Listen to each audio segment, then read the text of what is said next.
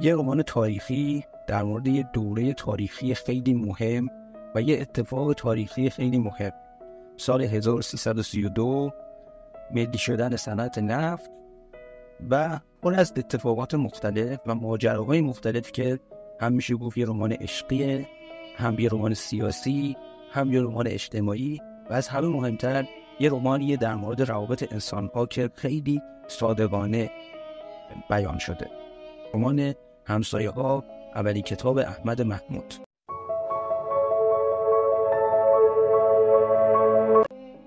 سلام، من محسن هستم، یک کتابخون که هر کتابی رو به راحتی نمیخونه. رمانی که امروز میخوایم در موردش صحبت کنیم یه رمان فارسی خیلی مهمه که در یه دوره خیلی ملتهبی نوشته شده توسط یه نویسنده‌ای که در واقع میشه گفت هم یکی از سیاسیون بوده و هم یکی از افراد بسیار مهم ادبیات ایران، در مورد احمد محمود و رمان همسایه‌ها. رمان همسایه رمان تاریخیه که با یه سرنوشت خیلی عجیبی هم روبرو بوده، هنوز هم فروخته میشه با اینکه همیشه و در همه دوره‌ها ممنوع بوده.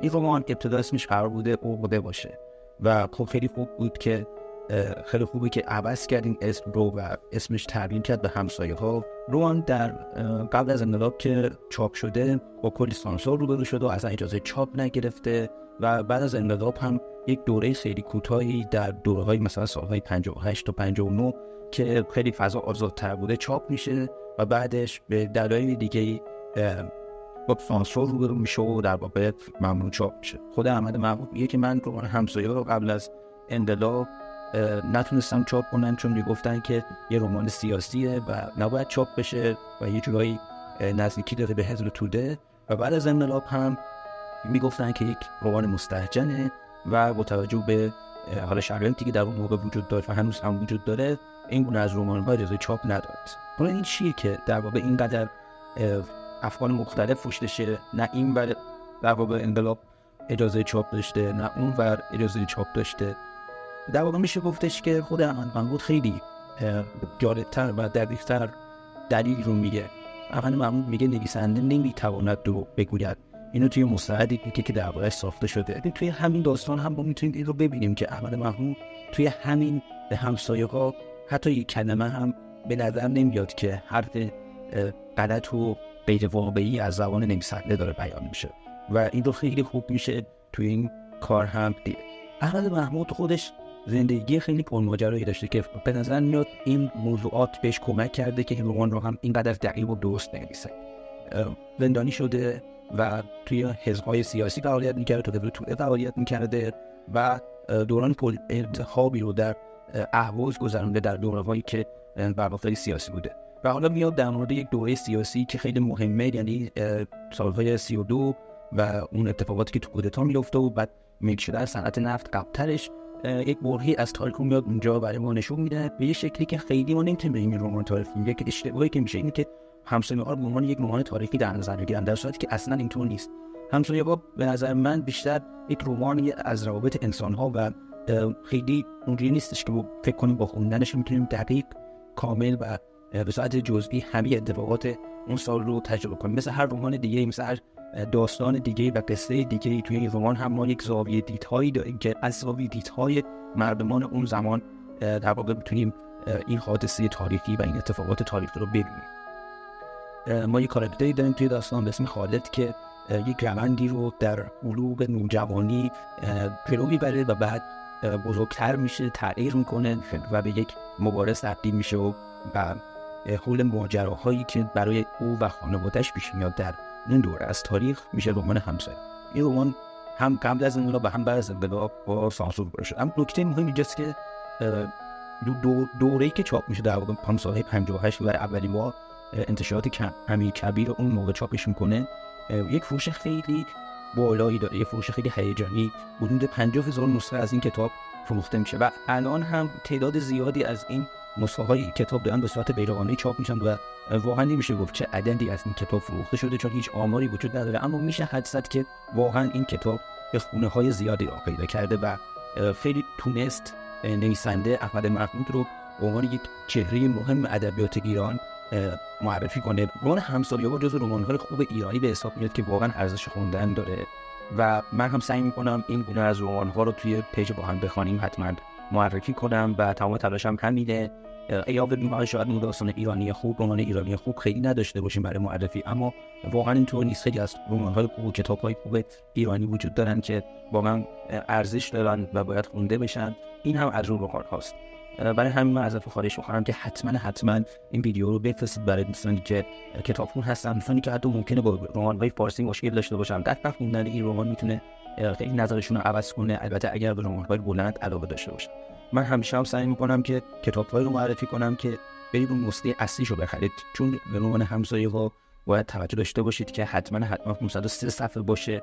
نسخه‌هایی که اینترنتی و PDF وجود دارن توی اینترنت من نگاه کردم سانسور داشتن و برای همین تنها راه حلی که وجود داره برای اینکه اصل این کتاب رو بخونید فکر می‌کنم دستخوش‌هایی هستن که در واقع نسخه افست این کتاب رو می‌فروشن. احمد محمود خودش یکی از اعضای حزب توده بوده و خب گرایشونتی به این سمت داشته و این کتاب هم در واقع یه جورهایی داره توی این حزب در واقع معرفی میشه. اما نکته مهم اینجاست و خود احمد محمود هم این نکته رو خیلی بهش اشاره کرده، اینه که ما توی این کتاب خیلی نمی‌بینیم که نویسنده به دنبال تبلیغ به این حزب باشه. حتی یه جورایی از کار ما می‌بینیم که داره این حزب رو در واقع نقد هم میکنه. خودش هم توی مستند حالا بهش اشاره کرده بود که من خودم مثلا یه جاهایی نقد کردم این حزب رو و این خیلی نکته خوبیه. این به نظر من نکته مهمیه که باعث شده داستان همسایه‌ها همچنان زنده بمونه و به یک داستانی تبدیل نشه که فقط محدود به یک دوره خاص و یک تفکر خاص باشه و این در واقع جهان شمولی که کتاب داره به نظر من باعث شده که همچنان این داستان خونده بشه، همچنان نسل‌های مختلف بتونن این کتاب رو بخونن و ازش لذت ببرن. نکته خیلی مهمیه. نکته بعدی که باید بهش اشاره کرد اینه که ما یک رمان رئالیستی رو داریم در ظاهر می‌بینیم. توی این کتاب من در کنار اون رئالیسمی که دارم می‌بینم که میخواد واقع گرایانه باشه و به همه در واقع مفاهیم و اجتماع به صورت واقعی نگاه کنه، یک جور تخیل خیلی زیبا هم می‌بینم. ما یک جلال سیال ذهن خیلی جالبی توی نگاه کاراکترها داریم که به نظر من تو نثر احمد محمود خیلی مهمه و این کتاب رو تبدیل کرده به یک اثر ادبی مهم و در کنار اون یک جور روایت‌هایی رو می‌بینیم که من حالا فکر می‌کنم خیلی نزدیک باشه به روایت‌های ویرجینیا وولف، اما به شکل ساده‌ترش. توی کار وولف یک مقدار سخت‌تر و پیچیده‌تره و تو کار احمد محمود داریم شکل ساده‌ترش می‌بینیم، پس اینکه مثلا فاعل از ذهنش خیلی فعاله و توی موضوعات مختلف میپره و این رو تو نثر هم می‌بینیم. به نظر من این کارکرد باعث شده که داستان یه شکل هنری خاصی پیدا کنه. یه نکته خیلی مهمی که توی کار همسایه‌ها وجود داره شخصیت پردازیه. واقعا به نظر من اگر قرار باشه گرید بندی کنیم مهمترین قسمت این داستان شخصیت پردازی. توی این داستان ما می‌بینیم که خیلی خوب یک شخصیت از یک نقطه شروع میکنه و بعدش یه سری تغییر میکنه. ما تو داستان‌های ایرانی متاسفانه اینو نمی‌بینیم، ولی توی یک داستان استاندارد خارجی می‌بینیم که شخصیت باید توی یک رمان و داستان تغییر کنه. اصلا یک در واقع معیار سنجش خوبی داستان و رمان همینه که شخصیت تغییر کنه و ما اینجا می‌بینیم خالد تغییر میکنه واقعا و یه سری شخصیت‌های دیگه هم هستن که رشد میکنن در طول داستان و این بعضا خیلی خوب بود. اما یه نکته منفی هم داره شخصیت پردازش، اینه که ما این داستان رو میتونیم در واقع داستان ضد زن هم بگم. به نظر من نویسنده خیلی شاید در واقع به خاطر اون دوره بوده، به خاطر شکل اجتماع اون دوره بوده، نویسنده خیلی شخصیت زن رو نمیپردازه بهش. شخصیت‌های زن رو عرض می‌کنم خیلی تکلیه‌ای هستن و خیلی چند لایه نیستن و خیلی ساده اند. مادرند، یک زنی اند که راحت گول می‌خورن. من فکر می‌کنم میتونست شخصیت‌های بهتری داشته باشه زن و این داستان. البته یک شخصیت داریم به اسم لیلا که کمی پیچیده‌تره اما اصلا توی داستان نیست و بهش پرداخته نشده. و از این طرف دیگه شخصیت منفی توی داستان داریم به اسم علی شیطان که من احساس می‌کنم یه شخصیت منفیه که تا حدی خاکستری شده و این نکته خیلی مهمه. باز هم تو ادبیات ایران ما کمتر می‌بینیم که شخصیت‌های منفی خاکستری جلوه داده بشن و همیشه شخصیت‌های منفی یک شخصیت‌های سیاه خیلی در واقع منفور بودن که ما خب خدا رو شکر توی این داستان همسایه این خیلی نه. امیدوارم شما هم کتاب رو حتما بخونید و ازش لذت ببرید. مثل همیشه آرزو دارم که بیشتر بخونیم و منتظر اون بهتر بخونیم.